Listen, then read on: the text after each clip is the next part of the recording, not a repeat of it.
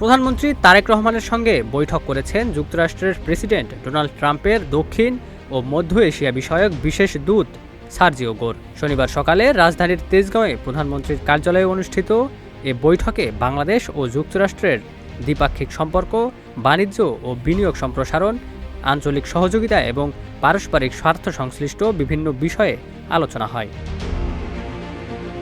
3 দিনের সরকারি সফরে বৃহস্পতিবার ঢাকায় আসেন সার্জিও গোর। সফরের শুরুতেই তিনি পররাষ্ট্রমন্ত্রীর সঙ্গে বৈঠক করেন এবং আলোচনাকে ফলপ্রসূ বলে উল্লেখ করেন।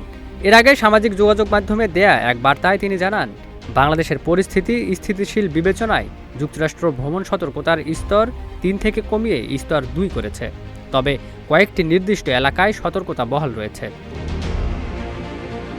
সফরের দ্বিতীয় দিনে তিনি কক্সবাজারের উখিয়া ও টেকনাফের রোহিঙ্গা আশ্রয় শিবির পরিদর্শন করেন।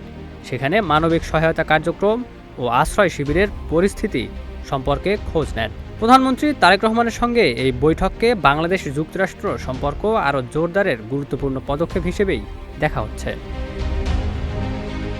Ekramuzzaman, news flash 71।